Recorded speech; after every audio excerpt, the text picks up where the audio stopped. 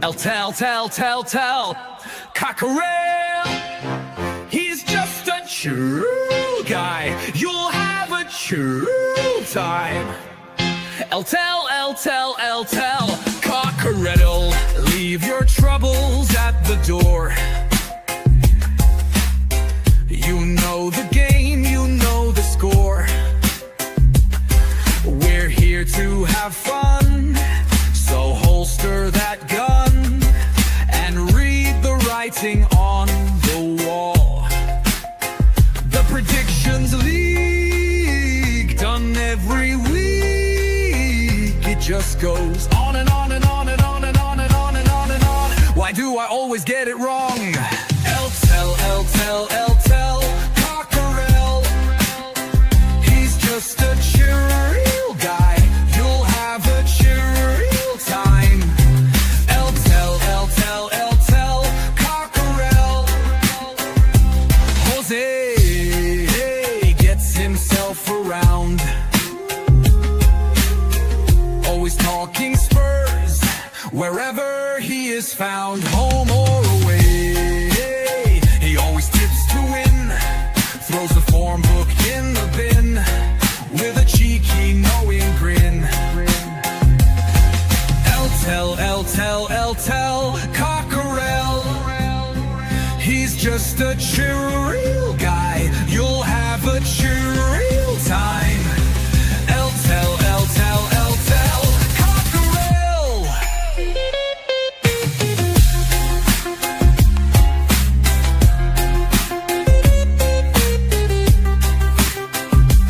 The predictions league, done every week. It just goes on and on and on and on. Why do I always get it wrong? Every time I play along. Tel Cockerel. The show is so chilled. Your time is well filled. If you want good friendly chat, then here's where it's at. Tel Cockerel.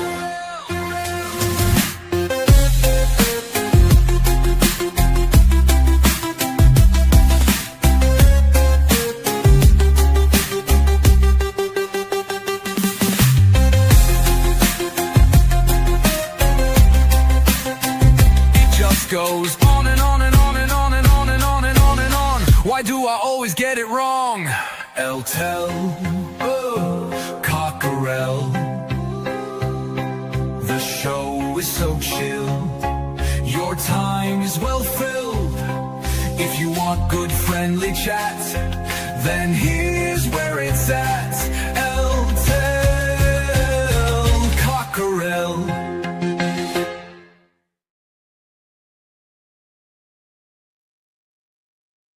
Good morning, everyone, and welcome to Jose and Chang Talk Tottenham, episode 12. Campeones, ole, ole, ole, ole, ole, ole, ole, ole, ole, ole. Everybody, it's been 5 days, but what 5 glorious days. And this feeling is not only today, it was not only Wednesday night, but this feeling will continue. This is what happens to the fan base when you win a trophy, when you are winners, champions of Europe. Chang, a very good evening to you, sir. How are you today on this May the 25th? A very, very, very good Sunday evening to you, Senor Garcia. I'm still finding it kind of difficult to come to terms, honestly, with our recent triumph, our victory in the Europa League. It's somewhat strange, really, to be on the winning side for once, however long it's been now. That's where we've been on the bridesmaids for so long in any competition. And I cannot even begin to tell you how filled with joy I am with our accomplishments, our achievements, and long may they continue. But before we get the show underway, I just like to say for the record, Jose, that of all the shows I've ever done, ever on YouTube, if there ever was one show and one show only that I had to ever do, I'm so glad that today I'm able to be here with you, FA, to be doing this post victory episode, our 12th episode of Jose and Chang. And well, it's only taken us 12 episodes, FA, to win a trophy. So I hope it won't be too many more episodes before our next trophy. We never know. I'm not sure which episode it's going to be on the 13th of August, I believe it is, when we take on the winners of the Champions League in the Super Cup in about 4 months' time, I think. Yeah, that's about 4 months' time. No, it's less than that. It's 3 months' time. Yes, it's 3 months' time in August. But thank you so very, very, very much, Jose, for giving me a place to call home here on YouTube. Ever since you first put me on A View from Asia with Miss HP, way back in December of 2023. That's how far back we go, Jose.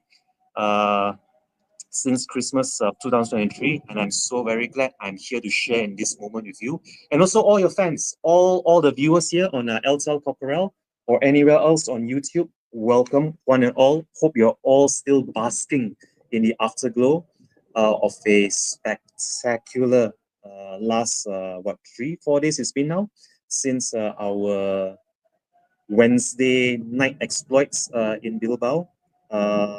I cannot tell you just how much I am looking forward to the full-time whistle later on this evening when the players do their lap of honor and they parade the trophy around. But otherwise, thank you very much, as always, Jose, for having me on. Having said that, back to you, FA. Let's say, before we start, Chang, let's say good morning to the people that we have in the chat with us this morning.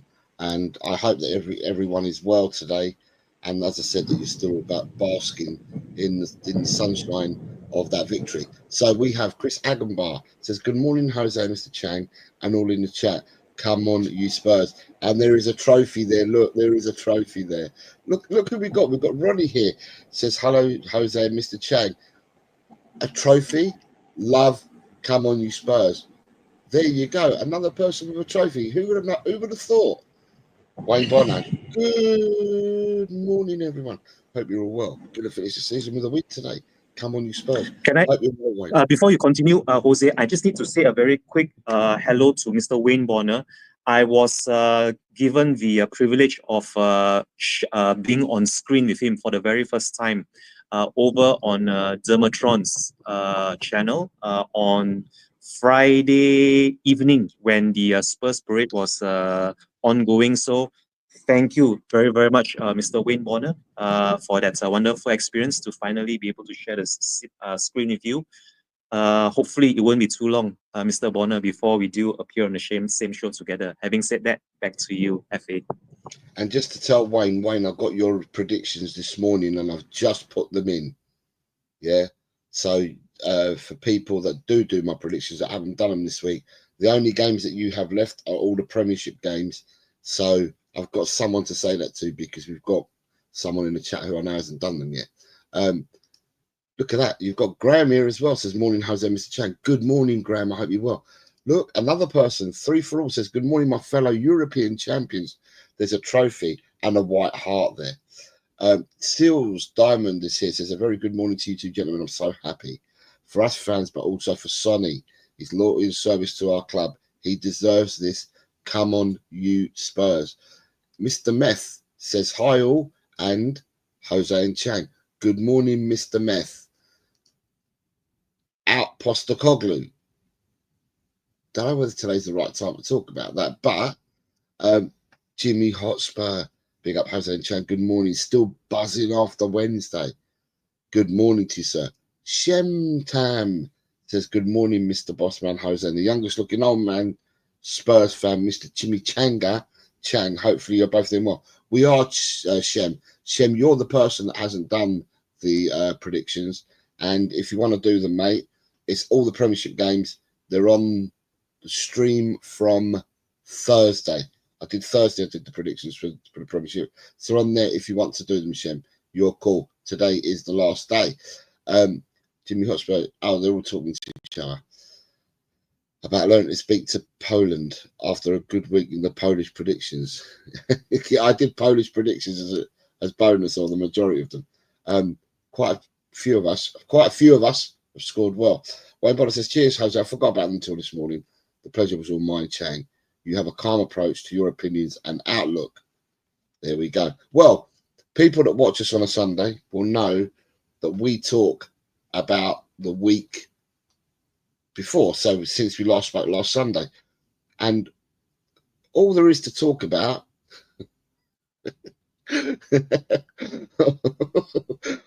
all there is to talk about is on Monday.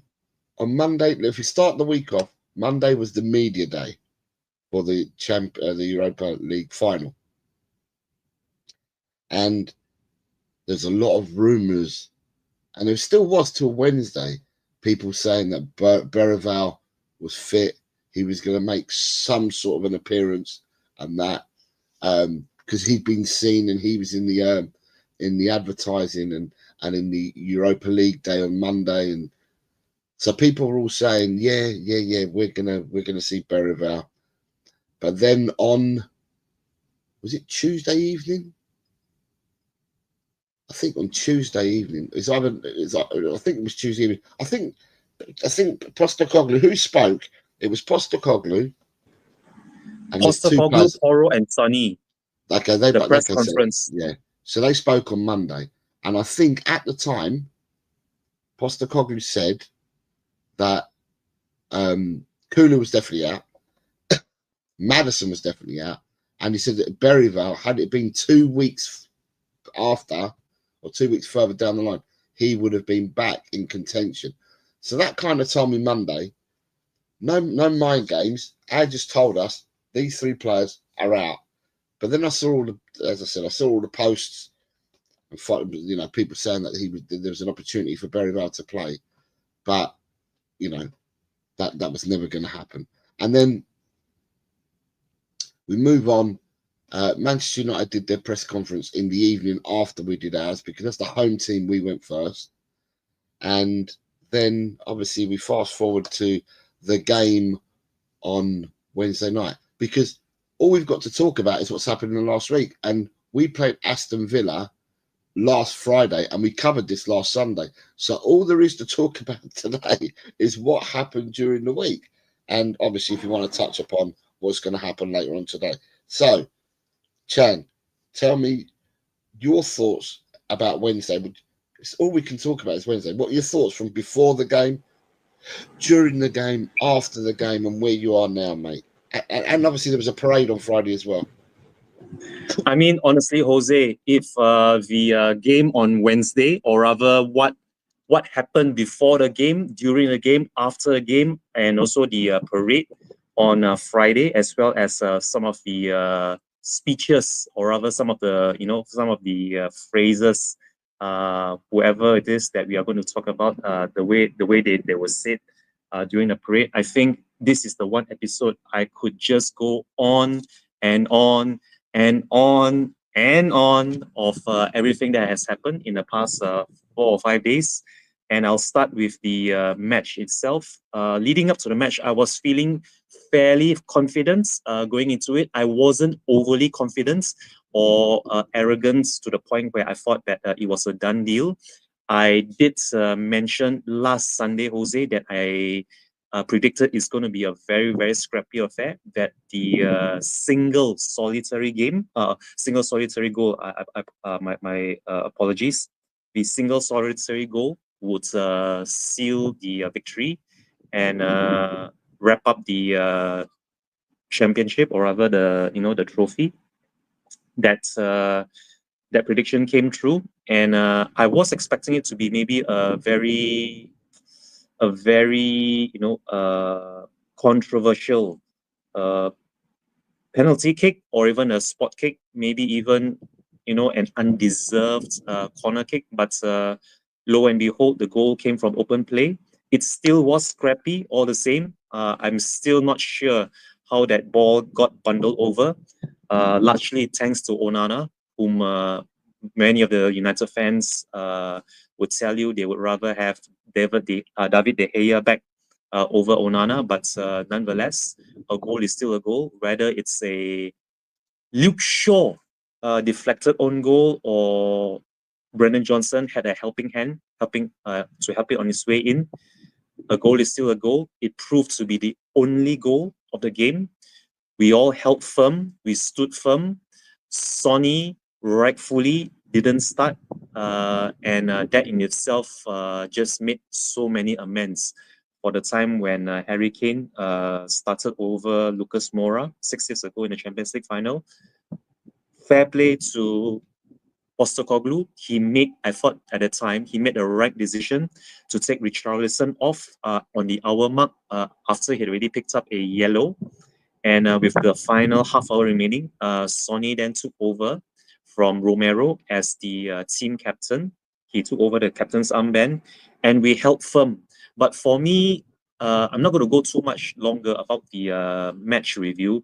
For me, the match-winning moment came from Van der Ven's clearance off the line. I think I've spoken about this no less than half a dozen times since that clearance by Van der Ven secured our lead and ensured that we came out on top with a clean sheet to lift the trophy. That save, or rather that clearance of the line by Van der Ven, to me is worth a goal in itself. It's almost like we scored a second with that clearance. And I think I have to be very honest as well, I think I've watched that clearance back on replay a whole lot more than the actual goal in itself. And if there ever was one clearance to be hung in the Louvre for all its beauty and also its importance in the game, that was the one clearance. I absolutely loved it to bits. We hung on, and then the final whistle went. Jose, and the scenes. I never guessed, never in my wildest dreams at the beginning of this season would I have guessed we'd actually lift the Europa League. And I mean, watching the players, watching the staff, Postecoglou, even the fans' interactions at full time, it just brought a tear to my eye. And I'm sure it brought a tear to many fans' eye as well, regardless of your demographic, your nationalities, your age group, your gender. It was truly something that a lot of us will be replaying in our minds time and time again. And a lot of us would definitely, very, very definitely, and very distinctively remember where we were. We will be remembering for the rest of our lives where we were when the final whistle went, when we actually lifted the trophy. And what more can I say? I mean, every single one of those players dug deep. They did us proud. From Vicario, I know Vicario flapped at the cross from, I think it was a corner or just a cross from open play, where he flapped at it, and it prompted Van der Ven to make that clearance. But every single one of those players, Udogi, Porro, Romero, who was rightly named the player of the tournament by the officials, Van der Ven. I mean, what more can I say about Van der Ven and that clearance? Bentancur, Pepe Matassar, Bissouma, whom I thought was magnificent, mopping up and tracking back to break up play. Down to Johnson. I mean, Johnson again, ole ole. That's all I have to say about him. Johnson again, ole ole. I hope that proves some of his doubters and his haters wrong. Top scorer and assist provider of the season. Who would have guessed? And as it stands, the player whose goal is credited to be his goal anyway by the officials, whose goal sealed the trophy for us. Johnson again, ole ole. And Solanke and Richarlison did us proud. Solanke, for obvious reasons, holding up the ball. keeping us high up the field whenever we just had to punt the ball up long to him, having no creativity with the absence of Bergvall, Madison, and Kulusevski. And Richarlison, the last but not the least player whom I'm going to give a lot of credit to for that display, the hour-long display that he put up in Bilbao. Also holding up the ball well, distributing the ball well. He had a few crosses that unfortunately were very well marshaled by the United defense, but a solid display by Richarlison, who also did his best to draw as many fouls to him to break up play, just like he did against Bordeaux and also against Frankfurt. And yeah, I was so happy. I was so happy to see Son get some minutes and be able to be there on the pitch when the final whistle went.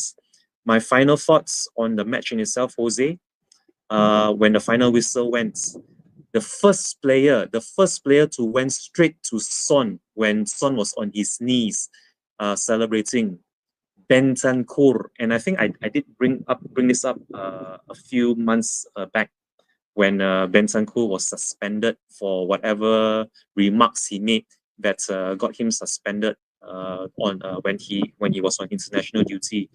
Whatever people think about Bentancur, whatever people thought was going through his mind when he made what was deemed as racist remarks about Son, I mean, that in itself just proves that they have nothing but love and admiration and respect for each other.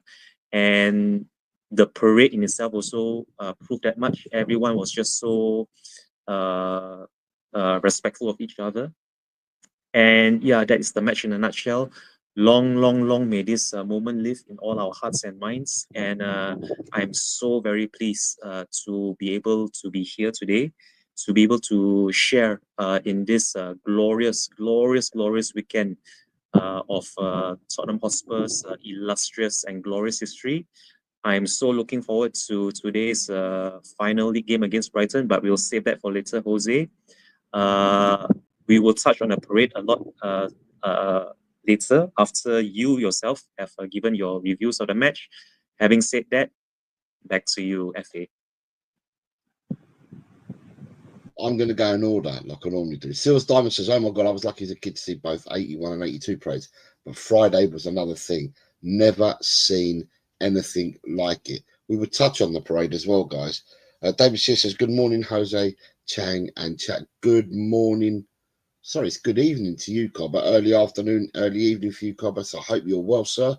Lee Wiz says, good morning, Jose, Chang, and the European champion chat. That we are. Thank you very much for being with us, Wiz. Ian Meff was agreeing with you earlier when he says, amazing clearance from Mickey, but was shocking goalkeeper from Vicario. Eugene's here, says, hi, everyone. Big up. We are the champions. He also gives you a message, Chang, to say that they're gathering at the Ashifa for a celebration for the Brighton viewing.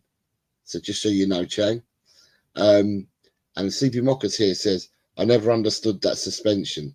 I think he's referring back to the Benton goal. Right, because we're going in order, right? So, an hour or so before the game, I for my sins, people know this already, I for my sins was at a conference in Coventry on Wednesday or Thursday. And I went out to watch it. I went out to watch it with a few of the people, the other delegates and the people from Coventry and surrounding areas that were in the same place that I was at watching it. And the lineups came out about an hour beforehand or whatever it was. Saw the lineups. Saw that he'd gone for the tried and tested three. There wasn't anything new. He hadn't reinvented the wheel by the way that he picked his selection. His selection was a 4-3-3 in attack or a 4-5-1. It did become a 4-5-1 when defending because everybody came back. Sometimes it was a 4-6 because even Solanke came back as well. So, to defend, we had lots of players behind the ball. So we've gone with that. We saw the lineups, and then at the start of the game, the toss-up went, right? And when the toss-up came up, we ended up having to swap ends around. So I don't know who won the toss, but they swapped the ends around. And the first telling moment for me on the final was when Christian Romero called all these players and they went into the Manchester United half, because Man United were in their own huddle, and he's gone beyond their huddle and he's done the huddle in front of the Tottenham Hotspur end and in front of the fans. That for me was the first telling point. That for me said to me, shit, Mr. Romero has got big cojones. He's just gone past, he's bypassed Man United, and he's gone straight into the Tottenham end and did his huddle there. And at that point, I thought to myself, do you know what? These boys, I mean, I've said all along that would win. And I did call it after the Bodo Glimt game. I said straight away after that we'd win 2-0.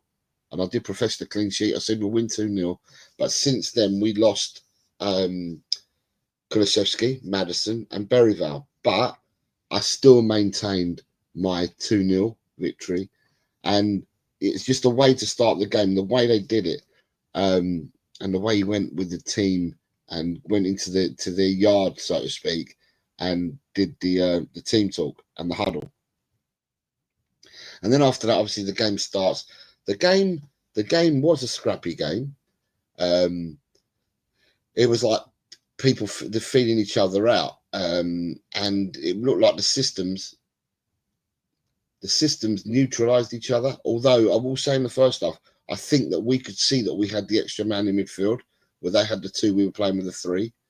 And to me, no disrespect to Man United, but when you've got Højlund and Xerxes as your forwards, you should be looking for a clean sheet. You should be. And the only person that you had to keep quiet in the game really was Fernandes. I thought Casemiro did well for them, but the only person you had to keep quiet was Fernandes. And that's what ended up happening. We kept Fernandes quiet. The cross came in, and I remember the cross coming in for the goal. And I just remember it seemed to be slow motion. It really did. I could just, I remember two players going for the ball, and then the ball, I thought Johnson had scored it when I went on first view. The ball's gone, and you got Andre Banana in goal. And I don't know how Andre Banana did that, but whatever he did, he's been doing what he's done all season.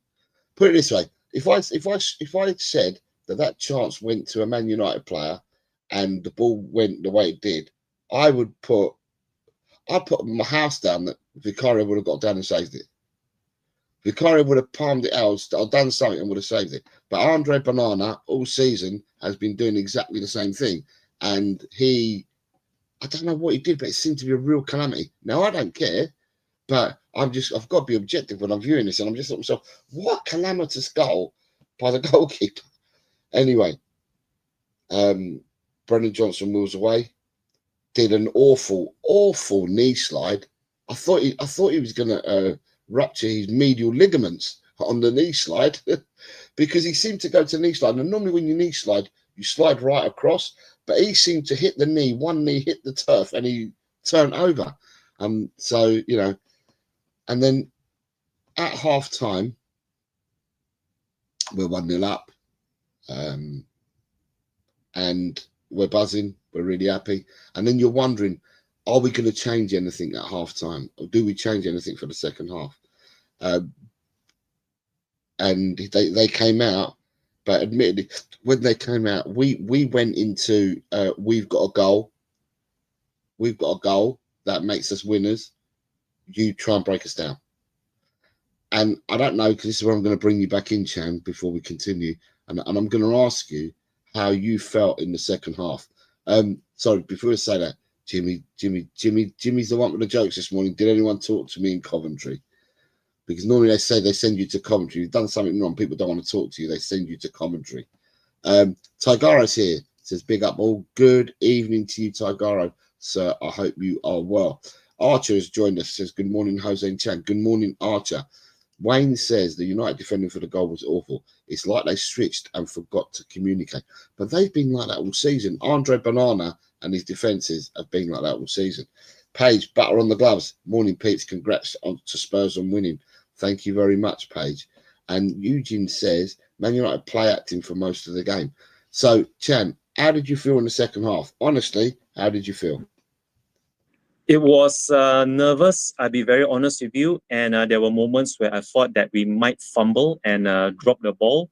But the way that second half panned out, I thought we were good for the lead. And there were a few nervous moments where United threatened. And I was so glad actually that if there ever was one game where Big Ange actually showed his managerial acumen and his know-how, it was when he brought Danso on. Kevin Danso coming on to have 3 centre-backs at the back, and then having Archie Gray as well as the additional defensive midfield to solidify our back. And that was a very, very nervy and very nail-biting finale, but we held strong. Jet Spence coming on for Udogi, shot up that left wing. Sonny, I mentioned him earlier, coming on for Richarlison, was already on a yellow. That helped to sort of stem the oncoming tide down our left. It was very nervy, but we held on. And I thought that there was one occasion. There was one occasion in the second half that we were on the break. I believe it was Udogi. Udogi was on the break. He managed to play quite a pinpoint pass out to Solanke down the right. But unfortunately, I think Solanke was either out of position to latch onto the cross from Udogi to get a good shot on target. And what I would say about the second half, I think, or rather what I would say about the our whole game when it comes to us attempting shots on goal. We had one whole shot on target the entire game. One shot, and we scored with that only shot on target. And then in the second half, we didn't even bother to register another shot on target. If you bring up the stats later, which I think you might bring it up to show the passages of play and also the statistics, one shot on target and 0 shots off target the whole game. I didn't expect that from our second half. I honestly did not. I expected us to try and break on the counter if it ever came our way, but unfortunately nothing came our way, and it stayed that way up to the final whistle. So we were very fortuitous to score with our only shot on target. And when Big Ange brought on Danso and Archie Gray, and just shut up shop for the last few minutes, I was thinking to myself, if we concede here, it's going to be very, very difficult to try and break them down again. So fortunately, it didn't, because if it does go to penalties and we had taken off Richarlison, it was going to be difficult to get goals as well from our remaining players on the pitch. But fortunately for us, we held on firm. The final moment of the match for me came from Vicario. As much as you want to knock Vicario for that flap in the first half, he did manage to make a good save. I think it was a Luke Shaw header. A Luke Shaw header that was pretty central, easy for him to palm out and get out the way. And when that went away, it was a big relief for us all.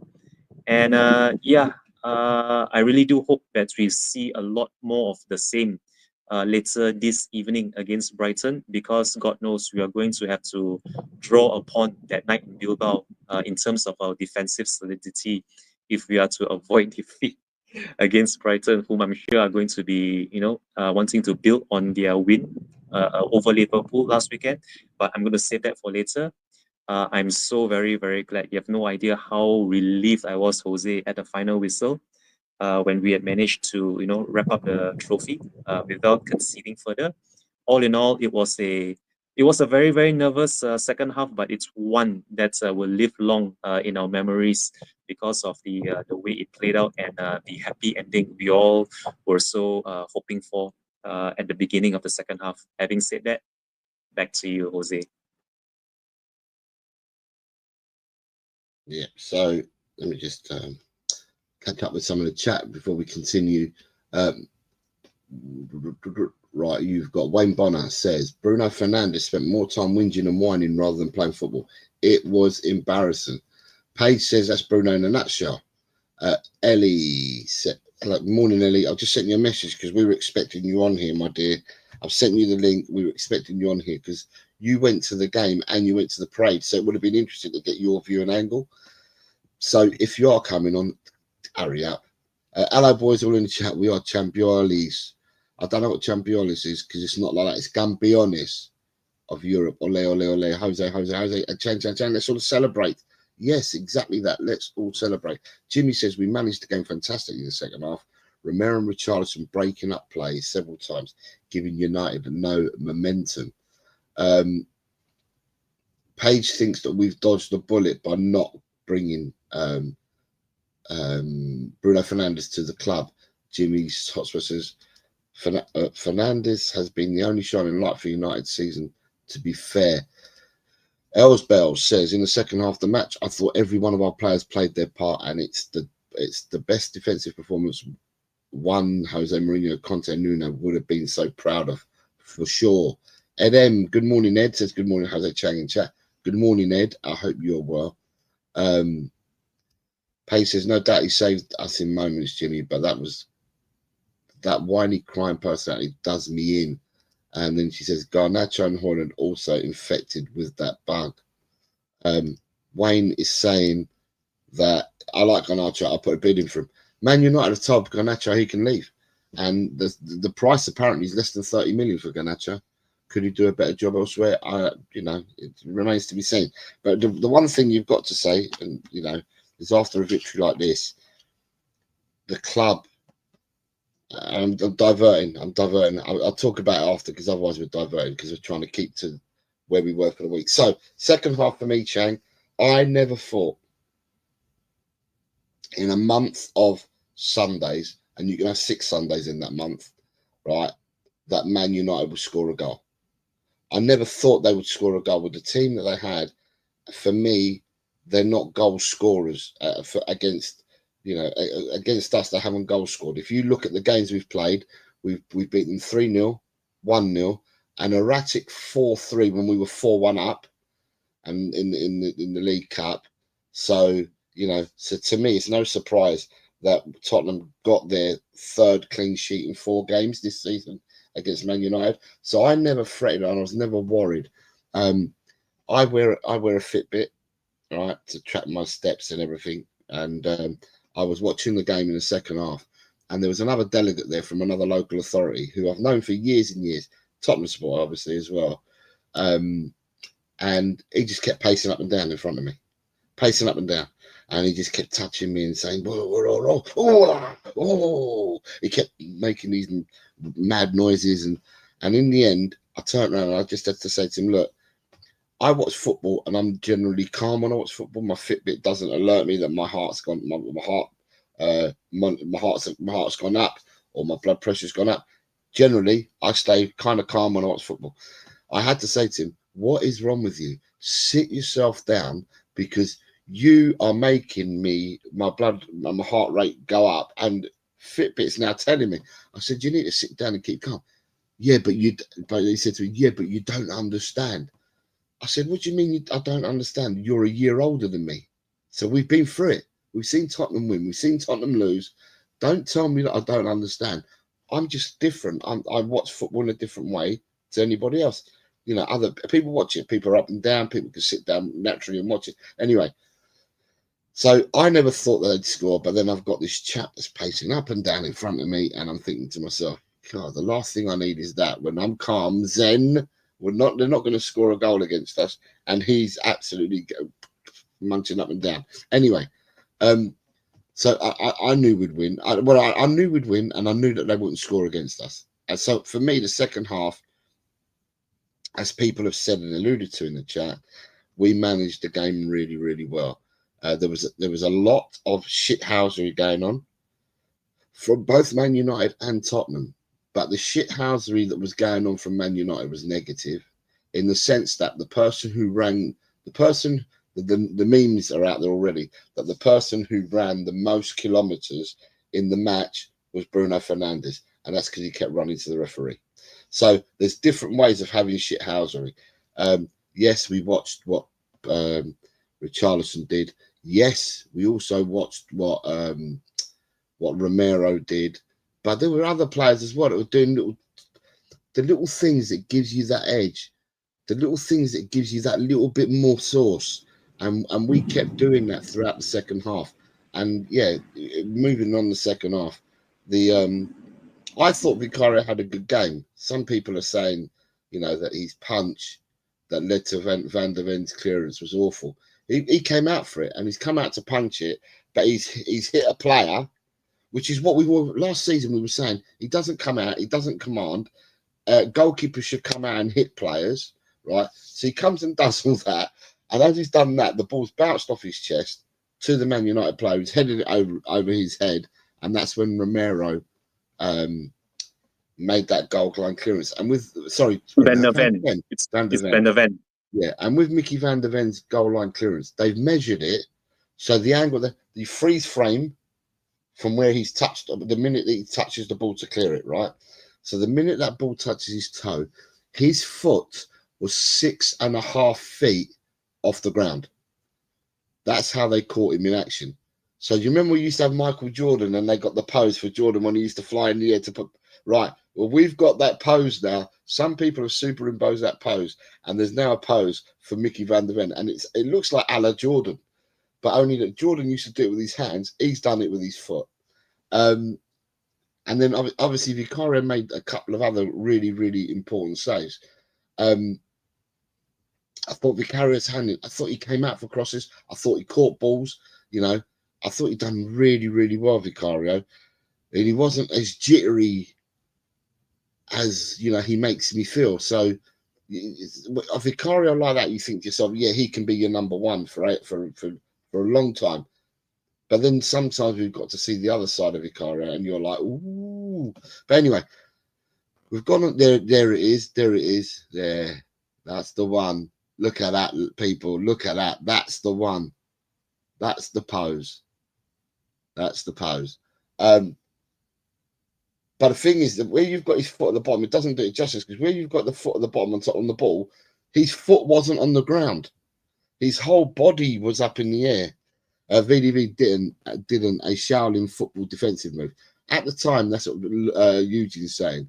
At the time, I turned around and I said, at the game, I turned around and said that I think he's been practicing Muay Thai or capoeira.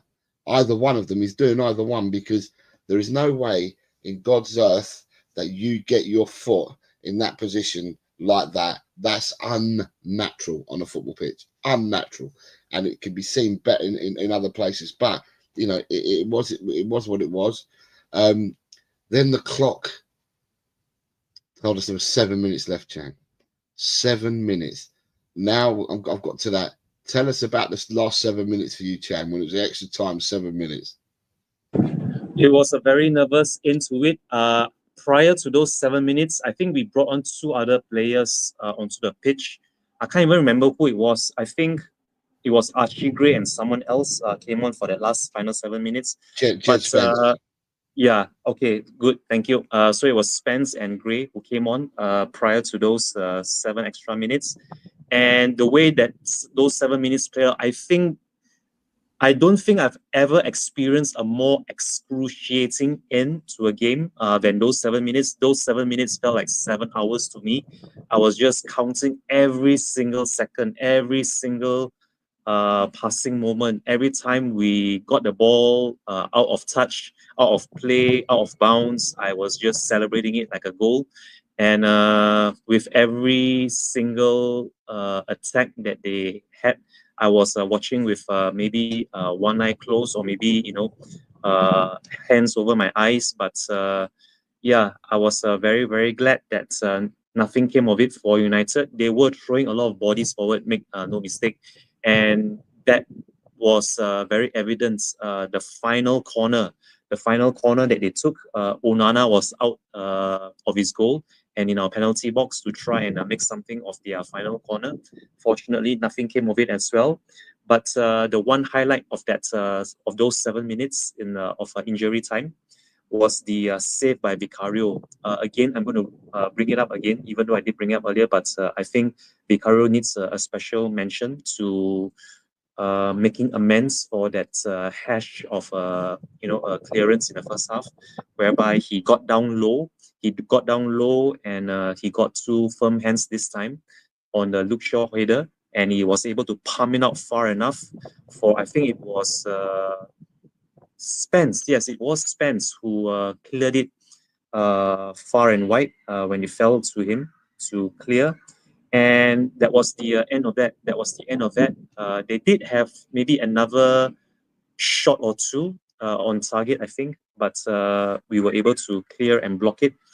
And yeah, I mean, again, those final few moments, the final few frames, even the final few frames leading up to the final whistle, it was the three frames that are forever burned in my mind before the final whistle. One was a far away shot of Vicario about to take the goal kick. Then from that shot, it then panned to a Spurs fan in the crowd who was just in tears. He was in absolute tears. He was just beside himself. He was close to bawling with the impending knowledge that we would be become champions of Europe. And then the final frame itself, just as the referee was blowing his whistle, it went to a United fan who was all moody and gloomy and just disappointed with everything that he'd seen unravel before him.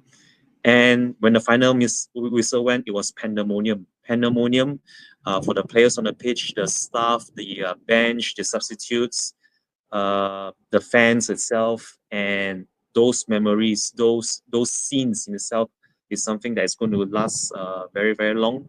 And it was also during that time, I absolutely didn't even realize just how many fan camps were being recorded at that time on specific individuals, specific players, specific coaching staff that were then uploaded to YouTube. And wow, I think the number of individual fan camps on Sony was just mind blowing. How many Koreans were there? But those fan camps were also being recorded during the game itself. And those final 7 minutes, you could see Sony doing everything in his power to just organize a team, shout instructions, get the players to calm down, to cool down. And Sony, being Sony, the club legend that he is, he did everything in the playbook to sort of show that he is a leader on and off the pitch, and it was his leadership right at the very end. I felt that helped us get over the finish line. My final thoughts on those final 7 minutes, Jose, that was defensive solidity 101 in a nutshell. And again, I have to mention this again as well. I really do hope we don't see those entire 7 minutes play out for the entire 90 minutes later this evening against Brighton. Having said that, back to you, Jose. You have Mr. Daigle, and it must be really, really early for Brian. It's got to be I'm sure it's 4:22 in the morning now as I speak. But he says, "Good morning, everyone in the chat and family on screen. Hope you're well and still feeling champion like me. Have a wonderful Sunday. Come on, you Spurs." I hope you are well, Brian. I've seen a lot of your messages and comments, and I know that you are super ecstatic, along with a lot of the fan base, and rightly so. Paige says he is trying to avoid the news as much as possible, so I won't have to deal with the next embarrassing story coming out. Right, so you've got 5:22 a.m. Okay, so it's an hour later, Brian, but God, that's still early, mate. That's still early. God bless you and your wife. And you and with his surgery and everything you've had. I hope everything is tickety boo, and it should be tip top for you, sir. It should be tip top. So the whistle blows. They had the that last corner. Two players went for the I don't know. It seemed like to me it reminds me of school children, because they went so low and their foot didn't go so high.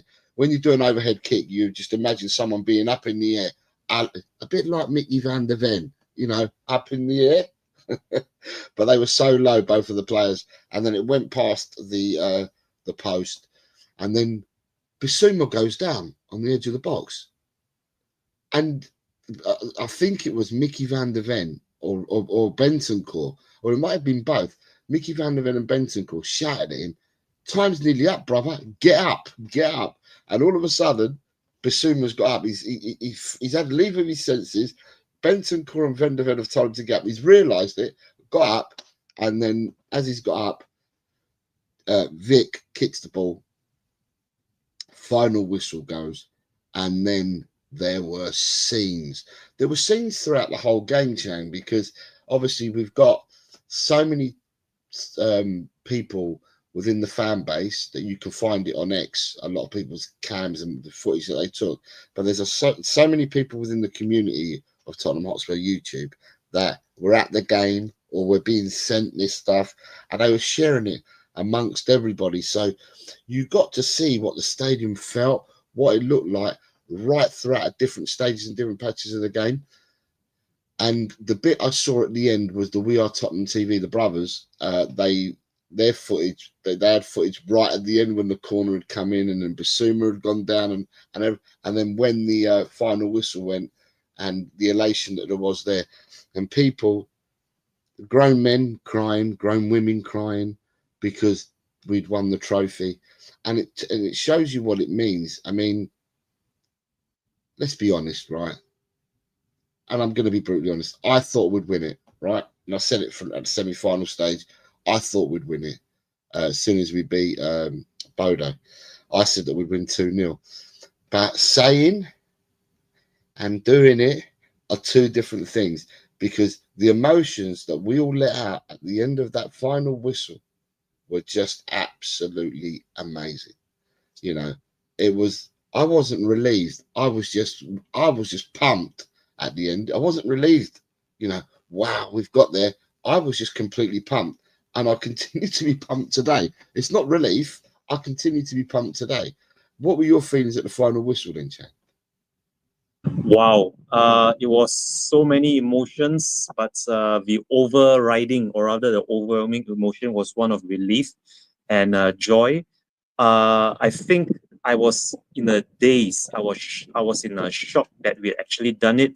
Of course, it took a good few hours after that final whistle for it to finally sink in, and I didn't even realize that I was openly, tearing up, and I just had streaks of tears running for a good few minutes after the final whistle went. And the only reason why I realized was when everything just went very blurry and cloudy.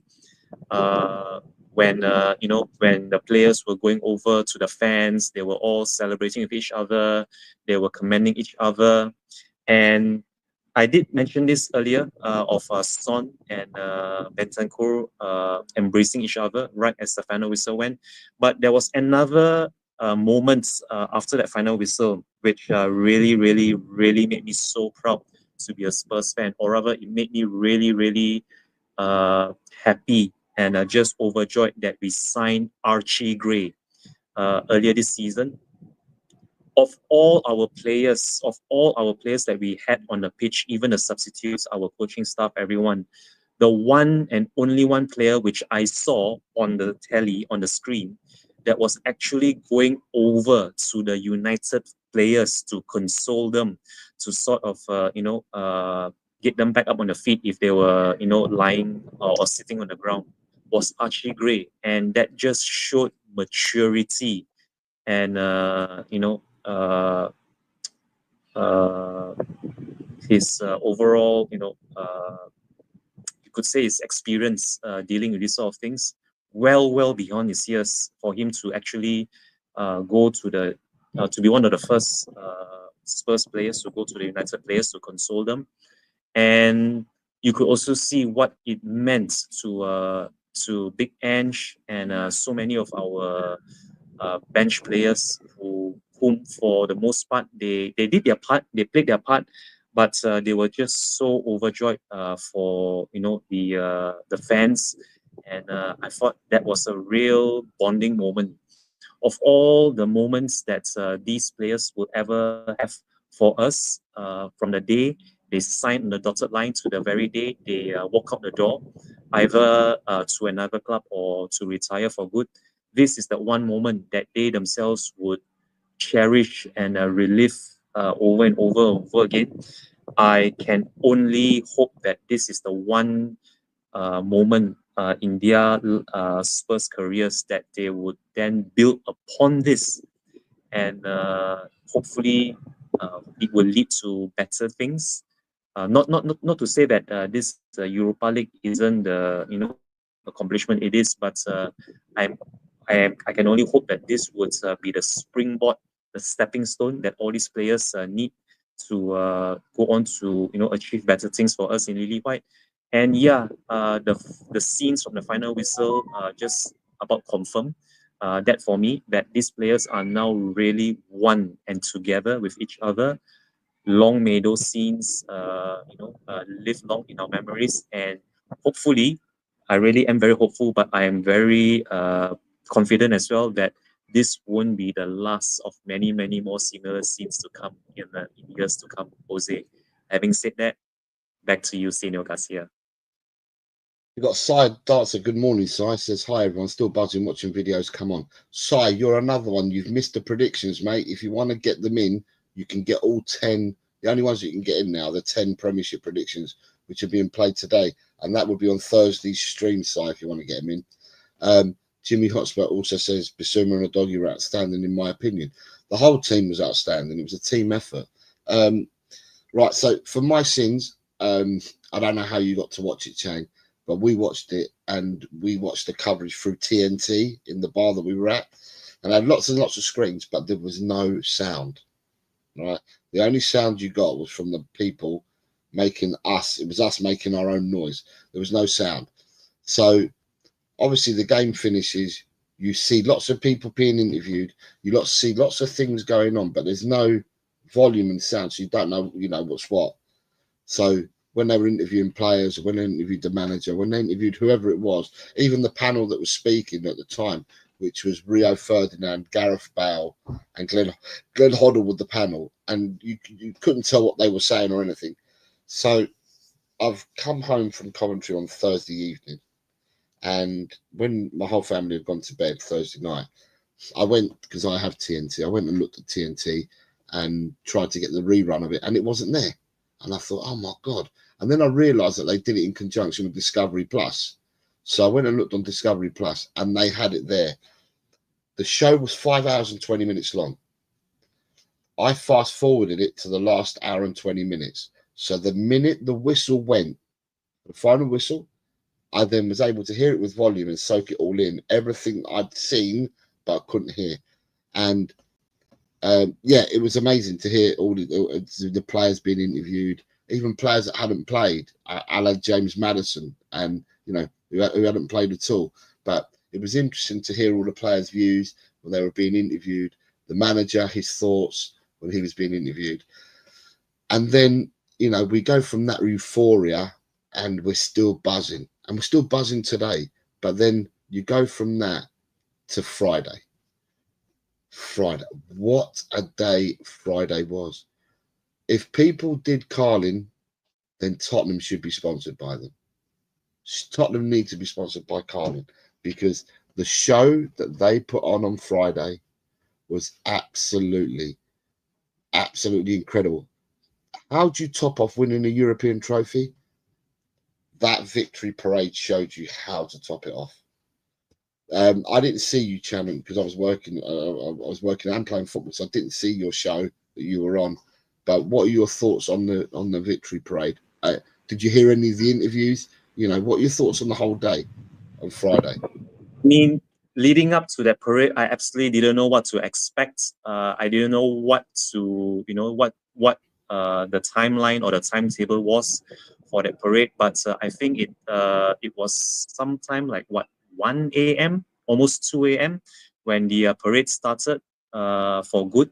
And leading up to that, I was able to catch glimpses of the preparations for it.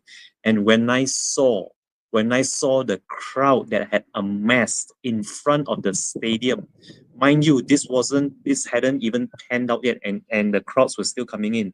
When I saw that crowd, the barricades, the amount of staff, personnel, enforcement, and the people that were gathered around, wow! I just thought to myself, wow, how the organizers, how the club officials, how the people working behind the scenes managed to cobble this together in less than 24 hours after it had been confirmed that there would be an open open top bus parade is nothing short of astounding.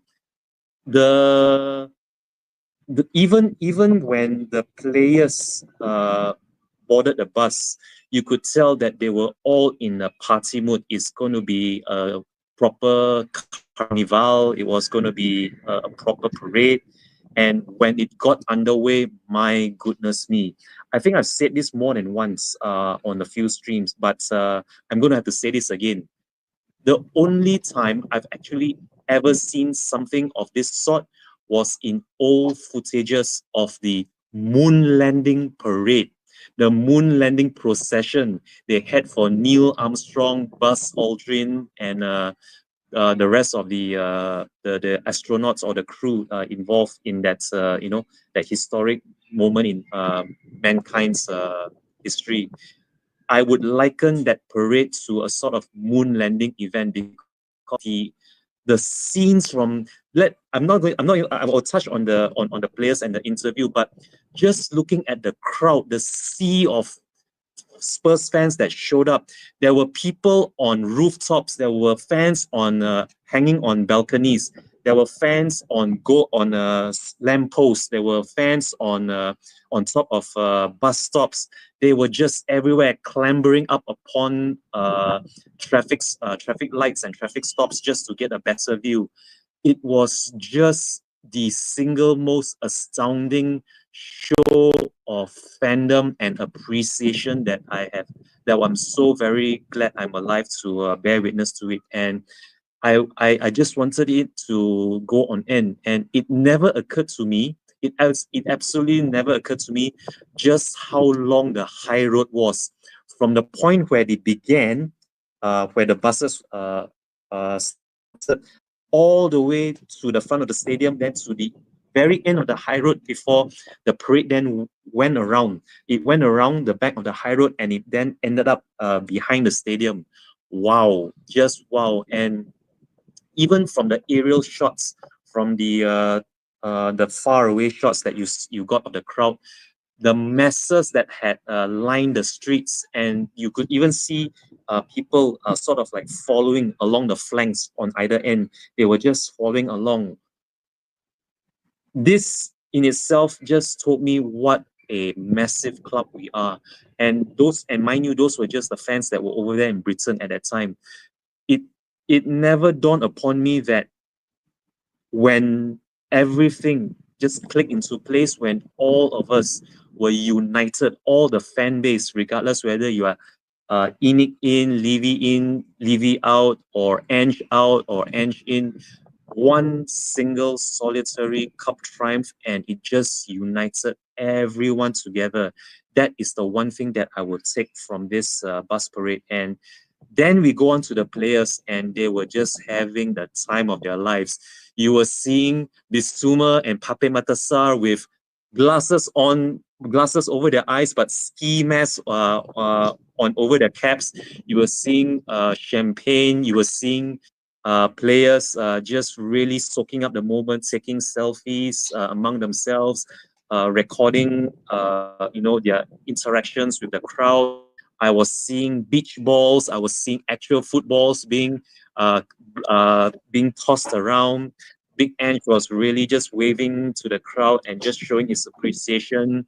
And the flares, the blue, the blue flares, the white flares that went around, the just the interviews that were being conducted with the fans before the parade got underway, and the interviews with the players. I mean, what an event it was. I mean, I could go on and on. I really could go on and on, but I know time is limited, and we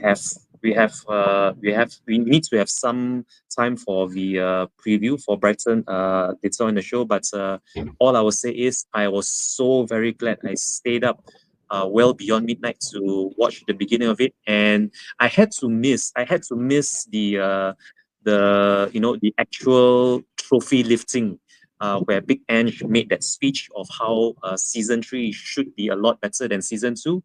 But my final thoughts on that parade, and I will say this about Sonny's speech. Sonny, you didn't have to drop the F-bomb. That was completely unnecessary. That was everything against what us Asians were very much against, all this cussing and swearing. But on this one occasion, Sonny, I will allow it. I will overlook it.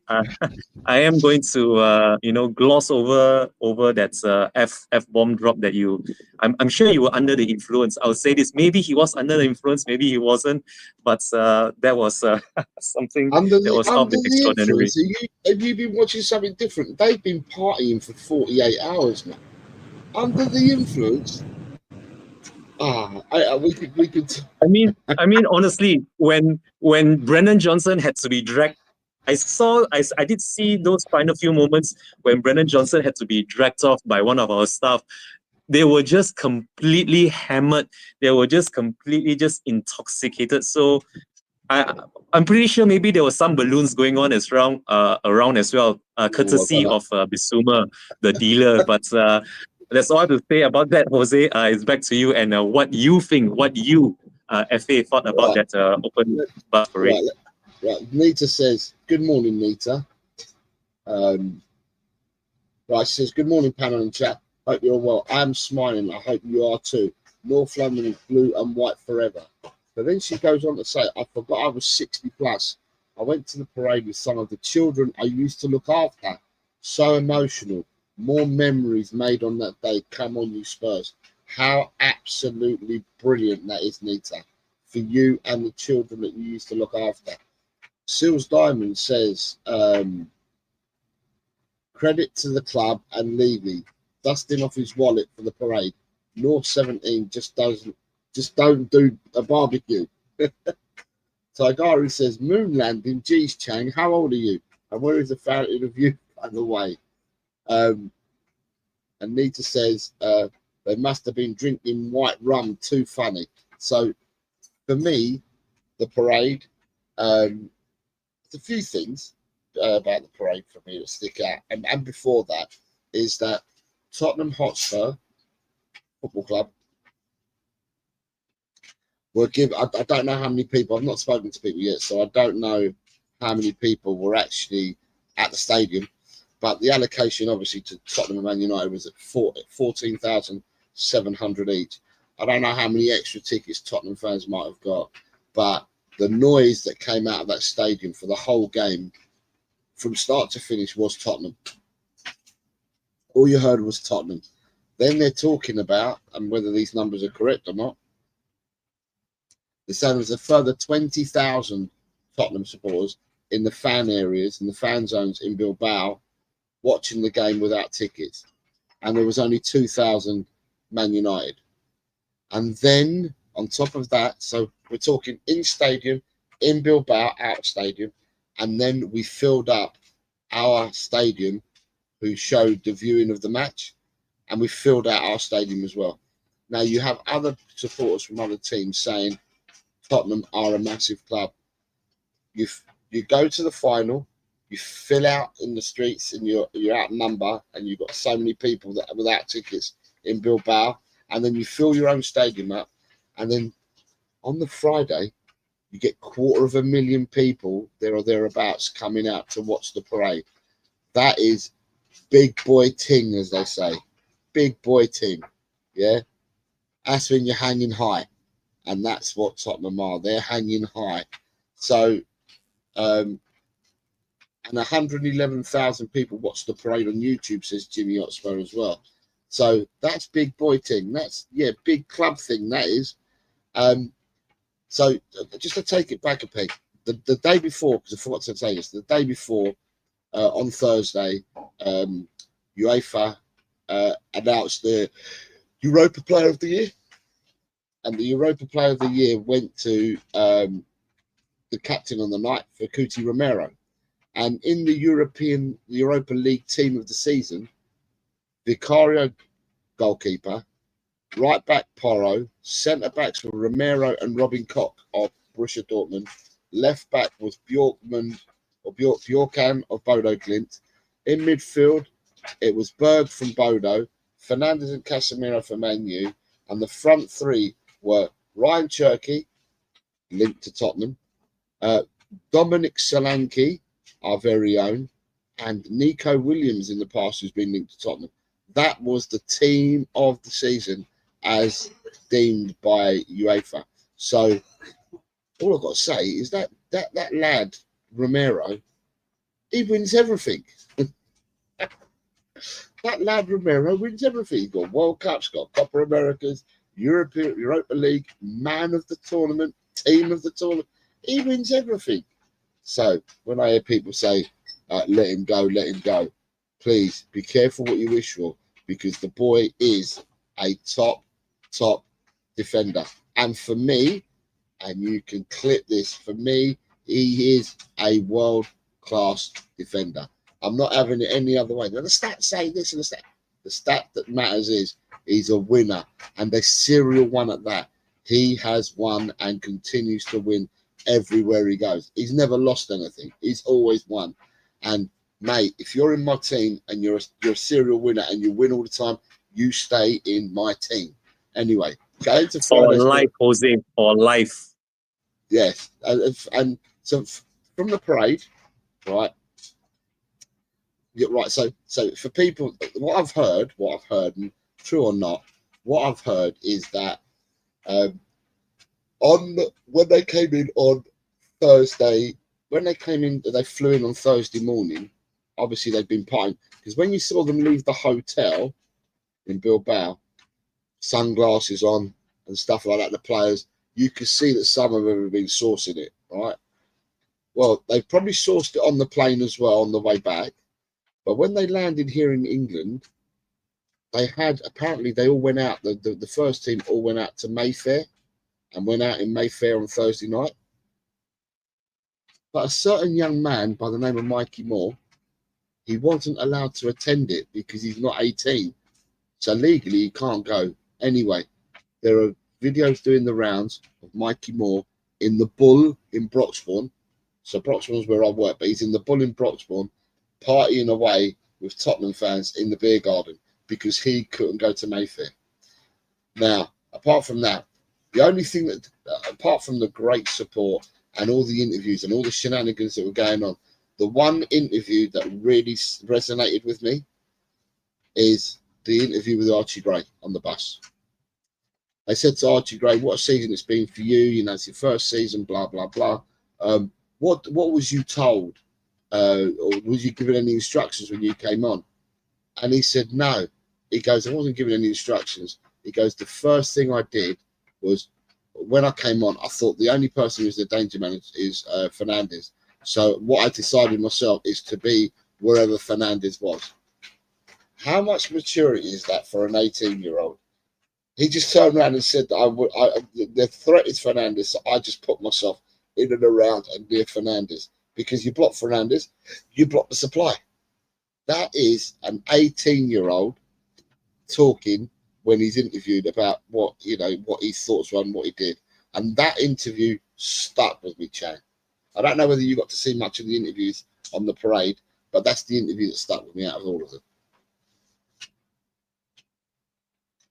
Yeah, the interviews, well, there were a few interviews that did resonate with me.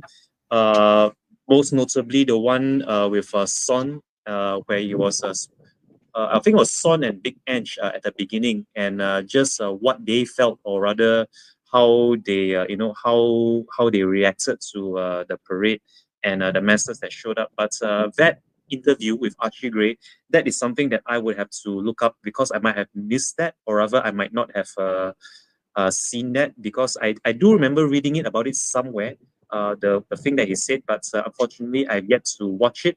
The actual footage where he does the interview, so that's something I'm going to watch. But yeah, there were lots of interviews going around, from Madison to Van der Ven to, I think it was uh, Poro, it was, or was it Richarlison, one of them, speaking in English as best as they could. And I mean, you could just tell from the way that they were conducting the interviews, just how amazed that they were at the turnout, and what they felt was an occasion that they will remember for life. I I'm going to leave a very special mention as well to a certain, I think it was Fraser Foster. Fraser Foster was interviewed as well, but it was very brief. But he was asked what he made of this, and he said that and I think he said something along the lines of in his entire footballing career, this was one of the single best highlights that he's ever had as a footballer. And he also mentioned that if this was his last ever, sort of celebration, he was something like very happy or very glad that he was here to be part of it. And that in itself also tells me just how enamored so many of these players are going to be with our club from this moment onwards. So yeah, long may this last few days live long in our memories and that of our players. And hopefully, Jose, hopefully it won't be too long after this this month that we get to see similar interviews again in the near future. Having said that, back to you, Senor Garcia. It's interesting because, like I said, Chang, I watched the game, so I'm now harping back to thoughts of the. I watched the game without volume, and I remember when after final whistle went, when they go to pick up the medals and that, right? I saw Man United pick up theirs, and then I saw Tottenham go, and I thought to myself at the time, I think he was number 3, but Reguilón was the 3rd person to go and pick up his medal, and I was sitting there saying, fair play to Reguilón, because he's not been in the squad, in the Europa squad all season, yet he's gone up to pick a medal. I always thought the medals went to the people on the night that were in the squad on the night. But then I saw Kingsky go up and get one. And he hasn't been involved all season. And then Werner, who hasn't been involved since he got taken out in January. What's his name? The other fella. Fraser Forster was taken out of the squad in January as well, when I had to rehash the squad.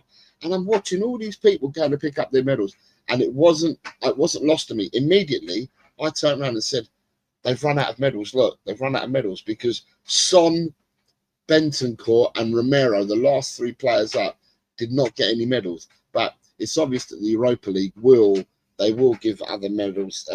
They will. If anyone else has missed out apart from them 3 players, because even all the backroom staff picked up medals, so they must have had about 40 or 50 medals to give out, and they've given them out. And 3 of your what should we say, more senior players ended up without medals, but they will get medals anyway. But I did notice that on the night of the final, and it was interesting because when watching the parade, a lot of people were parading with their medals on them, and still them 3. Although did Sonny have a medal by then? Yes, Sonny did have a medal. Okay. In fact, if you watch, there is this video clip that they have released on the official channel. The morning of the parade, where the players reported for training at Hotspur Way, the very first player in that video is Sonny. And he was asked by the female interviewer to show everyone his medal at the beginning of the clip. So yes, Sonny definitely got his medal. So someone must have given Sonny the medal, because there's no way that the Europa League would have been able to prepare 3 medals from that quickly. But what I will say is that everybody involved at Tottenham would have got a medal, or will receive a medal, for that night. Romero has won every single final he's played in this free-for-all. Sleepy Mocker says Forster along with Davis are Son's best friends in the team. Cobber's got a shoot. Thank you very much for being here, Cobber. Take care. David Clark says, I heard a rumour that Ryan Mason's going to be interviewed for the West Bromwich Albion head coach's job. Yeah, that's been doing the rounds for about the last 3 or 4 weeks. They give out medals like cornflakes now, says David Clark. Sleepy Mocker says Mr. Box Office also got a medal. If Alex was there, they would have given one, and I think Alex would have accepted it gleefully. So, from Big Boys Club, which we were in a parade, it was weird because I was looking for, on Friday, all the Premiership managers came out and did their pre-match conferences for Sunday's matches. I'm not sure because I don't support them, but I think even Amarin spoke on Friday. But Ange didn't speak on Friday. It's like, wow, he's not speaking. Obviously, we had the parade and that. But Ange came out and spoke yesterday. So we already know, jumping onto today's game, we already know that he said that Romero's out with a toe. He's feeling his toe, and that Romero won't be playing. And he said that Biss felt something, and Biss won't be playing. In all honesty, Chang, from watching these primed, honed athletes that have to be in tip-top position, it's all precision with them, right? How many of these players will be fit to play, or will pass a fitness test to play against Brighton today? Because there was a fair few people that were sozzled on that coach. There's a fair few people who were sozzled on the plane. There was a fair few people that were sozzled at coming out of the hotel on Thursday morning in Bilbao. Some of them looked like they continually carried on from Wednesday, and they were still doing it at the parade. They may still be doing it today. Who knows? But who do you think? I mean, for me, I'm straight off the top of the head, my bat, right? Vicario, I thought was sober. I don't think Vicario looked like he'd been drinking. Porro looked like he'd had a few. Nowhere near as many as Romero. Romero looked tanked up. Mickey van der Ven was drinking, but looks like he can hold his booze really well. But he was drinking. A doggy, I don't think appeared to be drinking. I don't think Papa Sarr is Muslim. I don't think Papa Sarr drank. Bentancur seemed to be, yeah, he'd been on it. Bissouma looks like he'd been on it. Solanke to me looked like he wasn't drinking. Hyun-Min Song looked like he'd had enough for the whole team. He carried the whole team drinking. Brennan Johnson, no, I'll tell it back. Brennan Johnson looked like he carried the team. It was also Brennan Johnson's birthday on the day of the parade. So it was a double celebration.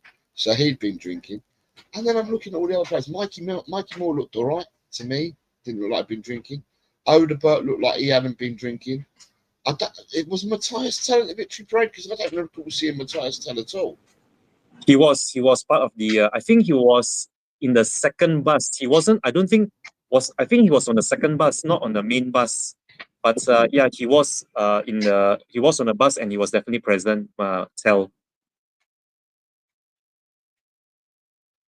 But yeah, so today's team is going to be interesting. All our players are being breathalyzed before selecting the team today, says Jimmy. And David Clark says Romero and Son are out. Bissouma isn't out yet. They were only drinking bottled beer, the wusses. You get drunk from that gassy water. Listen, they might be. I don't think they can bring out the bottles of Dom, the bottles of Laurent Perrier. I don't think they can bring them out on a bus. And then the bottles that they have, the Blue Goose or the Grey Goose vodka that they all drink, all these, what is it, the Courvoisier brandy and stuff like that. I don't think, or the Henny brandy, Hennessy brandy, and that. They're not going to start bringing out bottles of that onto the victory parade. But I reckon but they were drinking a lot of that behind the scenes as well. It wasn't just bottled beer to got them where they were. I think they were already tanked up by the time they got on the buses, right? And on the buses, all they had was bottled beer. That's what my thoughts are. But there we go. I saw some cans going around. I definitely distinctively remember seeing Van der Ven holding a can in one of those videos that are on the Spurs official channel. But you mentioned earlier the double celebration for Brennan Johnson on his birthday. And this is why I honestly feel that it was a good idea by Big Ange to name Madison in that leadership group. Halfway through the trophy presentation, when all the players were on that makeshift stage in front of the stadium, I saw Madison sort of go behind the scenes. He left the group. He went back into the stadium and he re-emerged with a birthday cake for Johnson. That I thought was a very mature gesture from him to be the one to bring up the cake for Johnson. And part of me thought that he would he would start the happy birthday chant, but he just did the Johnson again, ole ole, which was equally fantastic. And I think it was the host, Paul Coit or Coity, however you pronounce his surname. It was the host Paul who then launched his own rendition where everyone just sang along happy birthday for Brennan Johnson. And that was good for Johnson as well to show that everyone was appreciative of him and his contributions for us this season. Having said that, back to you, Jose. Yeah, so yes, today, just before we go, right, so Shemtam says, let's hope we have at least enough players on the bus to get the game played. I've just received them, Shemtam. I've put them all in. I was doing that while Chang was talking, so I've put them all into your in. David Clark says most of the Spurs players are even old enough to drink. No, most of them still have pacifiers. Good morning, Nigel. I hope you're well. Says big up Jose Chang in chat. We are champions of Europe. Still not quite sunk in yet. Brilliant. And Mr. M is here, and he just says simply Wenger out. Look at that. Mr. M says Wenger out. I'm with the champions of Europe still. 5 days on, I'm still buzzing. And the thing is, what I said on my show, my prediction show the other night, is that for me, it's quite interesting because we've got a new generation of fan that's now seen us win something. So I'll go back to Ben Kaufman. Ben Kaufman is approaching, or he's nearly 30, or is approaching it, and that. And Ben Kaufman hasn't seen Tottenham win these kind of trophies, and it's the first one that he saw the other night. And for that, we've got we're going to have a new generation of. If we haven't won something for 17 years, and you've got a 16-year-old that supports Tottenham, it's going to be the first trophy they've seen. And for a lot of people that were probably too young to remember the last trophy, who might be in 19, 20, 21 years of age, too young to remember, this will be the first trophy that they've seen. So there's a new generation of fans out there, those people to take the torch forward, so to speak, that are now, supporting a club that's got major trophy. So I'm older than Chang, and I've seen us win things. I've seen us win things in the past. I wouldn't say we were serial winners, but we were always involved, and there were some years, 81, 82, 84, that we'd won trophies in a small period of time like that. Then we won 91, you look at 99, and it goes on and on. But you've now got a new generation and a new breed of people that have seen us win a trophy, and that can only bode well for us going forward. But today will be about celebration. I mean, I've done my predictions for today, and the predictions I've done for today, if my prediction comes true, I'll be the happiest man in the world. But when I saw them, I don't think I appreciate when I did my prediction for today's game on Thursday. I didn't appreciate how rotten, in the sense of being pissed, my team would be from Wednesday to Thursday to Friday to Saturday, and then game days today.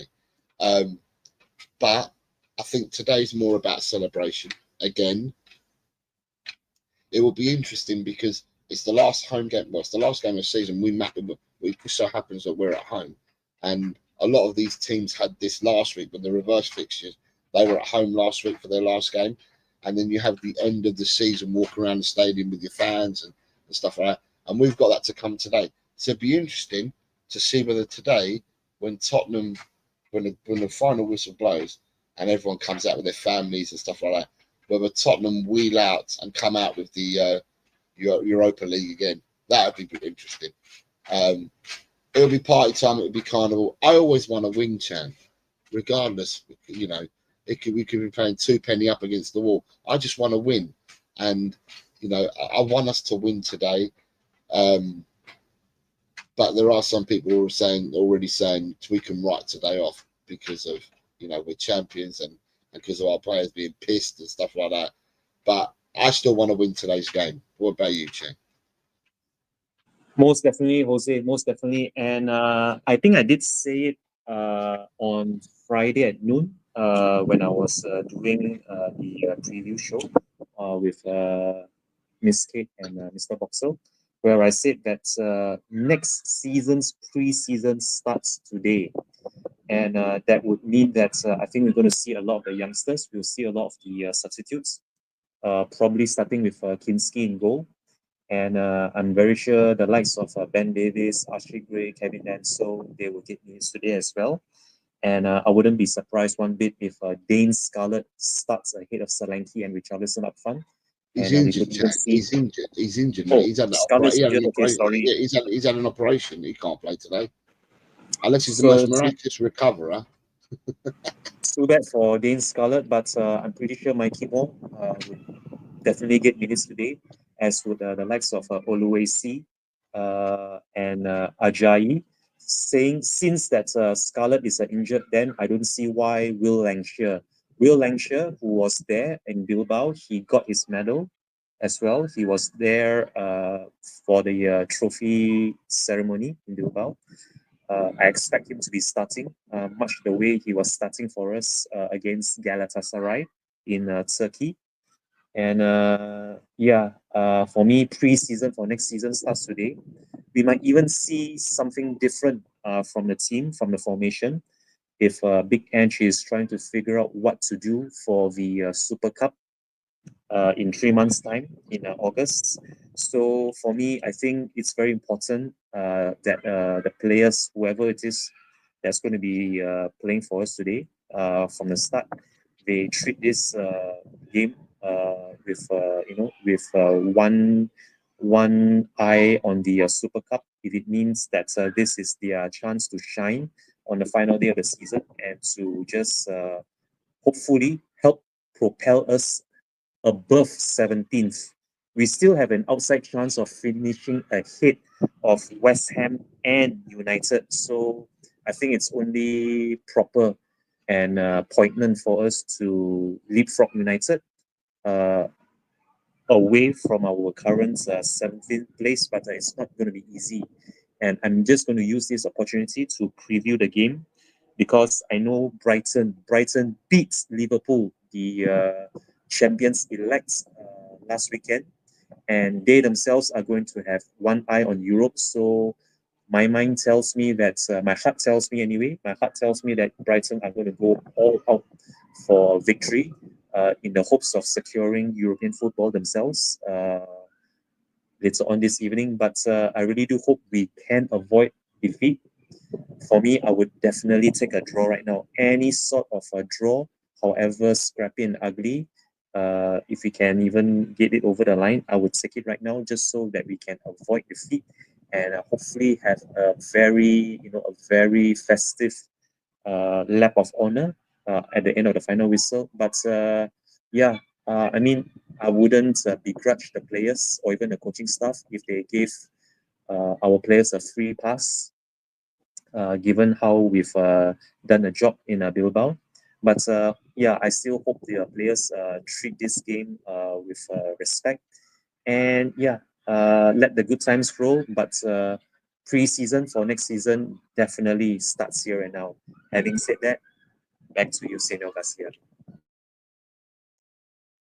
Yeah. So you've got who you got here? You've got David Clark says, I've been watching Arsenal and Man United podcast. It's been hilarious. Man United's Flying Pigs podcast. He smashed his guitar to pieces at final whistle. And Pace says, yeah, Piggy went nuts. I don't really watch many others. So David Clark says, did you know that out of 12 bonus predictions, 6 of them ended in draws? There were actually 14 bonus predictions, if you include the 2 American games last night. So 6 of the 14 did end up in draws. Some people did select draws. And then you've got David Clark says, Levy is now stuck between a rock and a hard place because I think if it was left to him, he would not give Ange an extension, but would not sack him. But Paratici doesn't want Ange. We'll have to wait and see what happens. Ange Ball, it's been a minute. Big up Jose Chang in the chat. I hope you're well, Ange Ball. I hope you're well. Nice to see you. Paul Pablo says, hi, Jose. Hi, Paul Pablo. I hope you're well. And Chang. And Chang.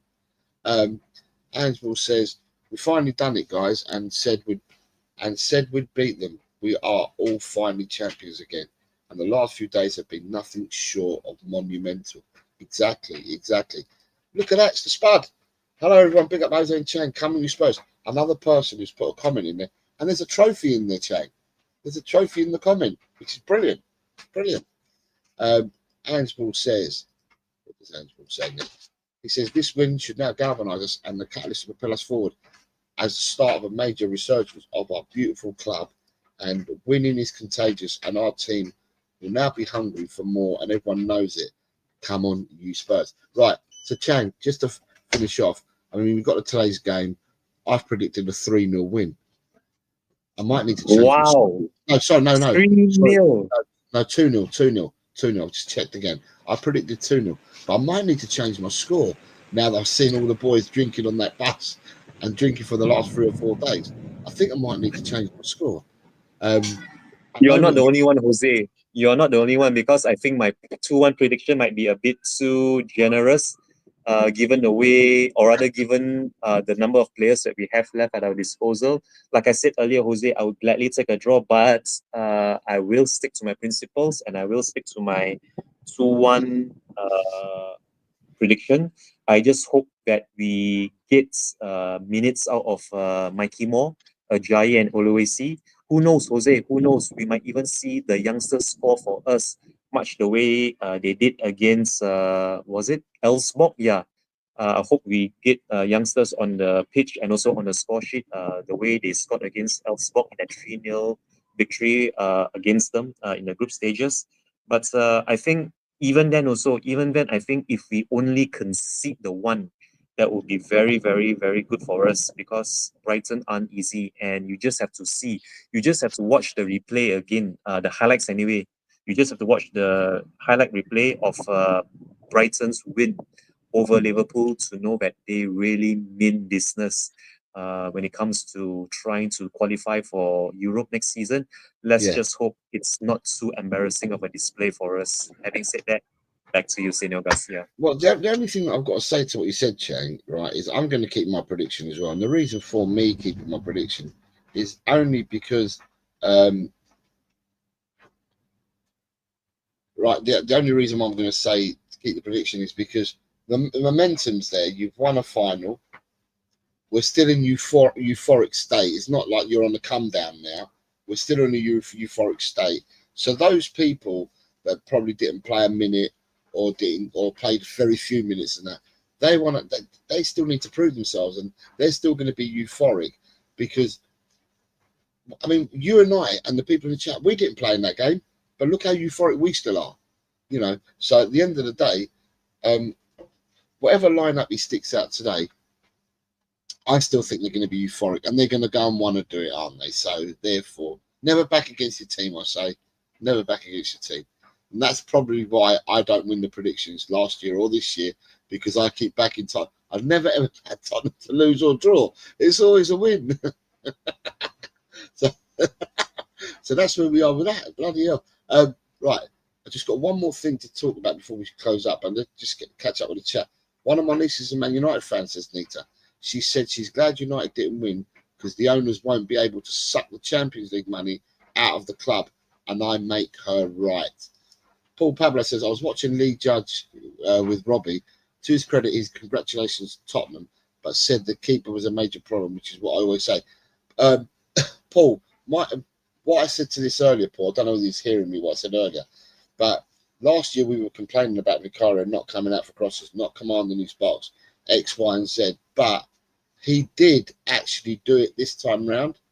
He did do it. He did command his box in the game, and I thought he played well. It wasn't one of the games I thought, oh my God, what's he going to do? I actually felt that he done well. So I actually felt that he did well. So, but you know, everyone's allowed to have their own opinion. Ansball says the lads could be a bit worse for wear today, and then also says, and act as a catalyst to propel us forward. Come on, you Spurs. Right. The last thing I was going to say, Chang, the victory. Did you remember last week or the week before? I talked about this final, and I said that you're going to have a plan A and a plan B for your transfers, and that my feelings and my feelings always were and always still were, and I maintain this, were that regardless if you win or lose, you should always look for plan A, because if you don't win, we need a better squad anyway than what we had this season. So we should be looking at bringing and building and a better team anyway. However, with that, now that we've won the trophy and we're winners and we've got the trophy, we're champions, we've got that trophy, it should, hopefully, we can't rest on our laurels. We reached the final of the Champions League in 18 and we didn't kick on, right? We lost the Champions League final 2-0, but we didn't kick on. This surely, it doesn't matter who you are in the world and who you are at the club, whether you're a spreadsheet merchant or a football merchant.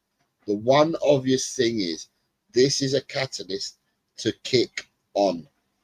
And my thoughts is that we should go out and kick on and, you know, make this a football club again.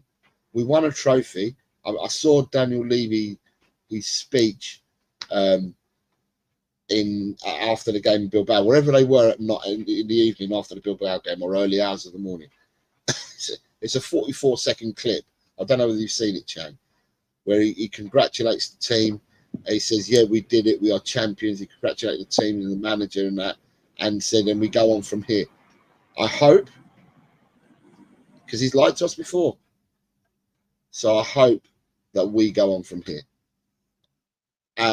Just before you say it, you've got, Destiny 5 using his 8-month member chat saying, Johnson again, ole, ole. True say, Destiny. Paul Pablo says, he comes out many times and misses the ball. Lucky Van der Ven, he done the same against Forest. Free for all says 2-3, ready to go. 3 players to improve our starting 11 are a must this summer.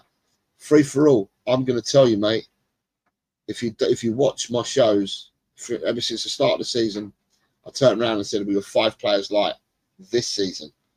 And now that we've qualified for the Champions League, we're not only 5 players light, but I think we're 5 players more, because it's Champions League football and you don't want to embarrass yourself. The squad that we have at the moment, we've won a Europa League.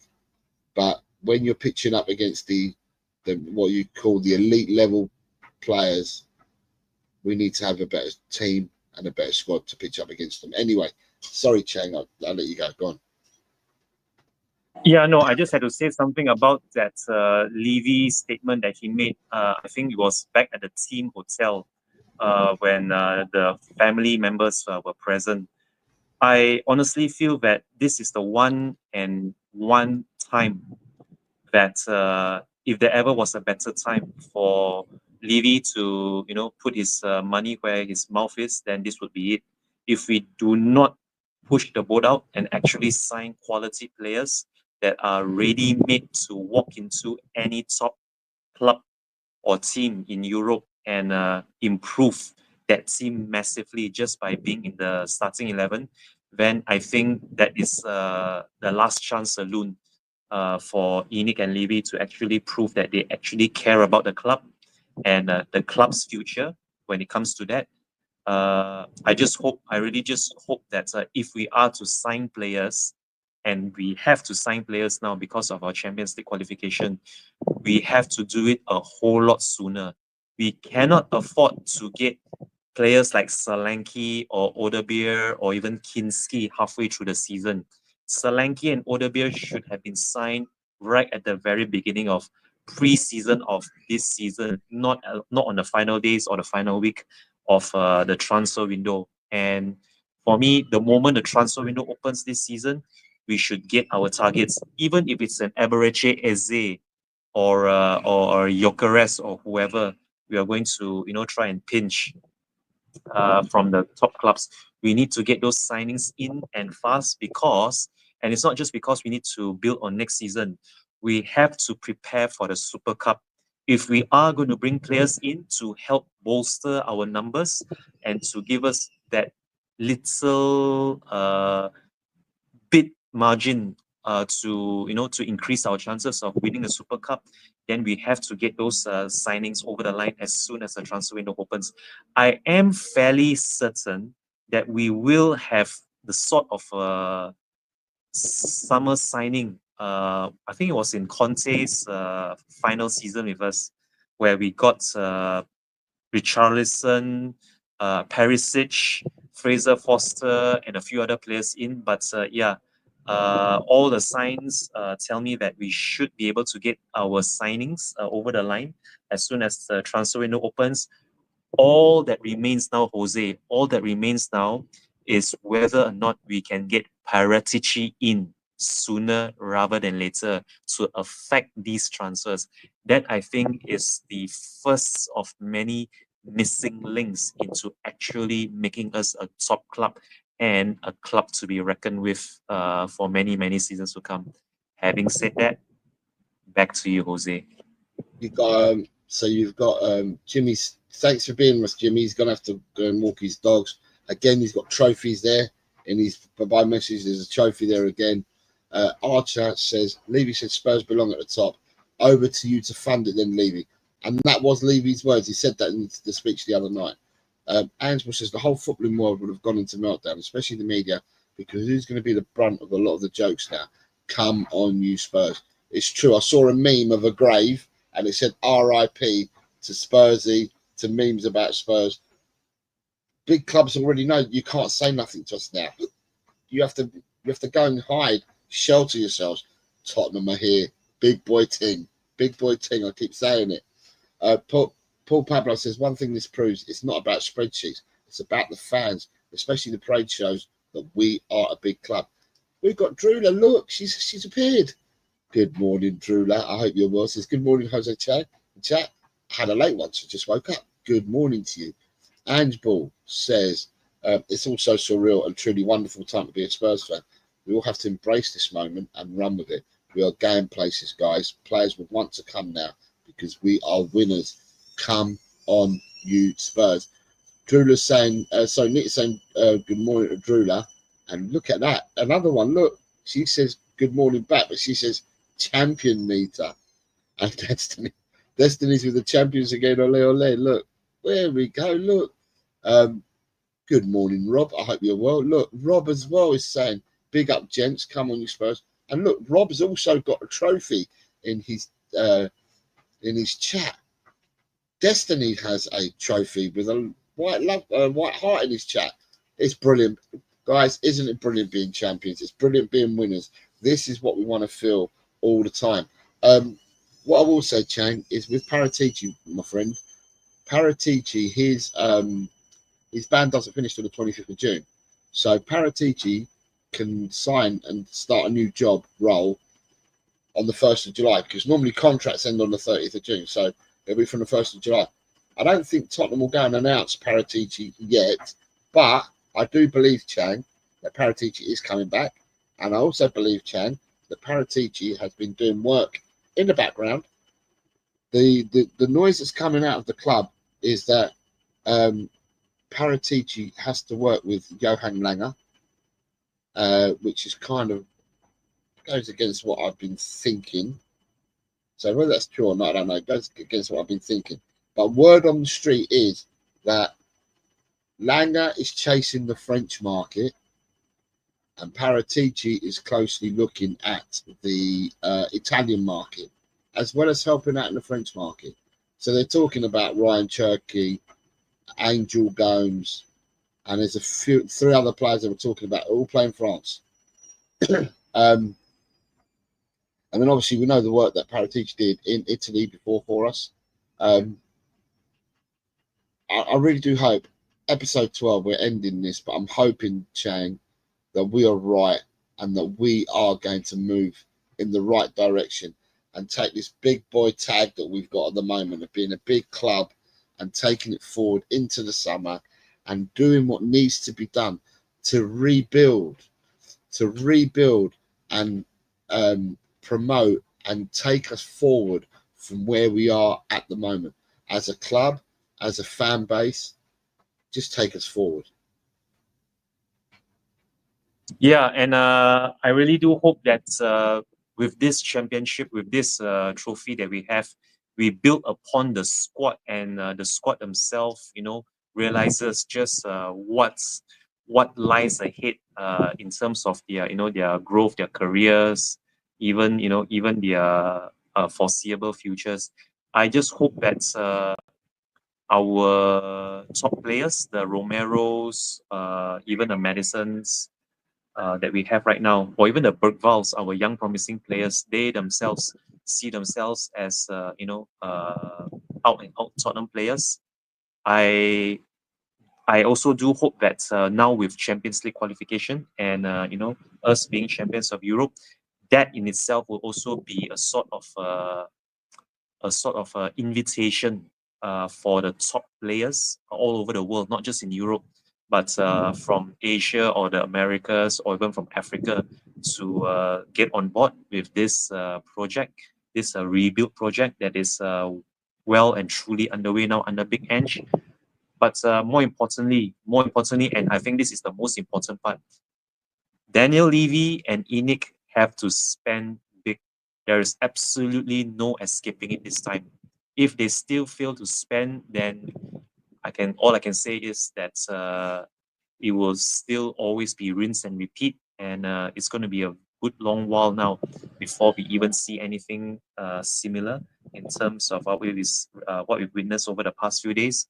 Because, like it or not, the league table doesn't lie, and it wouldn't surprise me one bit if Aston Villa, Brentford, Brighton, even Fulham, Bournemouth, they themselves are going to be working extra hard behind the scenes to ensure that they stay in the top half of the table for many a season to come. And I've not even touched on Newcastle United and Crystal Palace, whom themselves have already won silverware ahead of us. So that top four is going to be extra hard to break into next season, Jose. Mark my words, everybody. Top four next season is going to be a hell of a competition in itself. And if we are to even try to compete with the Newcastles and Crystal Palaces, then we ourselves have to do our part. Let's just hope for once Daniel Levy and ENIC really do go all out and splash the cash when we are now on the cusp of challenging on all fronts. Having said that, have a fantastic end to the season, everybody. If you're going to the stadium later, have a fabulous match day ahead, and come on, you Spurs. Back to you, Jose. But you've got Twitter that says, we are the champions, ole, ole, ole. Angeball says, creating the narratives. Come on, you Spurs. And then we got Destiny back in with Johnson again, ole, ole. And then Destiny also says, I'm leaving for the game soon, just getting myself pumped up, because I'm so tired from the last few days. But you're tired, but you have a trophy within your comment. Fantastic. Then you've got Destiny says, Wednesday, the best night of my life. And Friday, the best day of my life. Fantastic. Paul Pablo says, one in charge of the French market, one in charge of the Italian, but one obstacle, Levy in the UK market. Drew says, apparently we're hosting the Champions League final next season. They've changed all this, haven't they, Drew? So someone who is in the competition hosts it. So this year, the final for the Champions League has been played at Bayern Munich's ground. Bayern were in the Champions League. The Europa League is Bilbao, and Bilbao were in the Europa Cup. And in the Conference League, it was the Polish team that Chelsea beat in the quarterfinals who are hosting the final. So they've changed it now. A team that is playing within the competition generally will host the final. So that could well be, now that we're in the Champions League, it could well be that we may get a chance of having the final. Angeball says it makes us a more glamorous proposition come on you Spurs. Destiny from Drew has been given so many trophies there. And Nita wants Drew to know, I'm sure doing that, my body's still aching. Trust me, I still got the moves. Fantastic, Nita. And Angeball says playing in the Champions League and winning major trophy definitely makes us a more glamorous proposition for players. Come on, you Spurs. Destiny says Spurs Bayern Munich Champions League final, Kane versus Son. Now that would be something for next year. Look, everyone, I'm gonna say thank you very much for being with us in some part, whole part, wherever you've been with us on today's show. We are all still euphoric. We are all still overjoyed. And this feeling will continue to be that way because we are champions. And there's one thing you can never take away, that we are champions. The history books will tell you we are champions. Big boy team, big boy club, bring it on, bring it on. So for everyone, we finish the show as we always do with Chang. Come on, you Spurs! And for me, if you haven't hit the like button, hit the like button for the stream. And for those that haven't seen my intro outro yet, wait to see it. You'll like it. Anybody who wants to do predictions, the last set of predictions of today for the 10 Premiership games, you'll find it on the stream from Thursday. Leave your predictions there, and I'll make sure that I add you in. And for me, it always is, come on, you Spurs. And in the big hands, we trusted, and he got the trophy. Take care, everyone. God bless you all. Bye-bye. Tell Cockerel, he's just a true guy. You'll have a true time. Tell Cockerel, leave your troubles at the door. You know the game, you know the score. We're here to have fun, so holster that gun and read the writing on the wall. The predictions league done every week. It just goes on and on and on and on and on and on and on and on. Why do I always get it wrong? Tell Cockerel, he's just a chill guy. You'll have a chill time. Tell Cockerel. Jose gets himself around, always talking Spurs wherever he is found, home or away. He always tips to win, throws the form book in the bin with a cheeky knowing grin. Tell Cockerel, he's just a chill guy. You'll have a chill time. Tell Cockerel.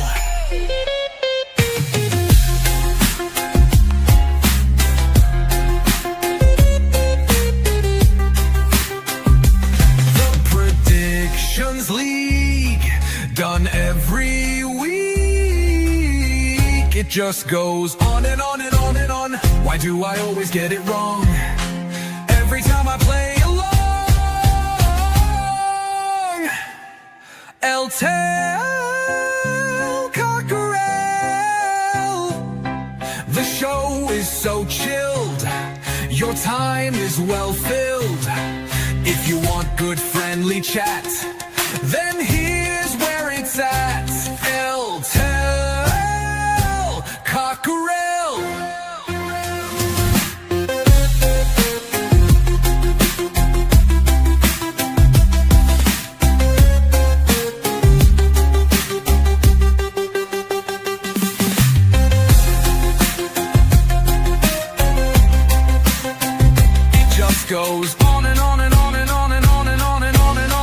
do I always get it wrong?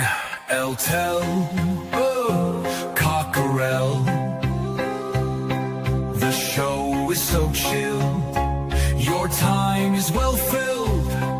If you want good friendly chat, then here's where it's at. Tel Cockerel.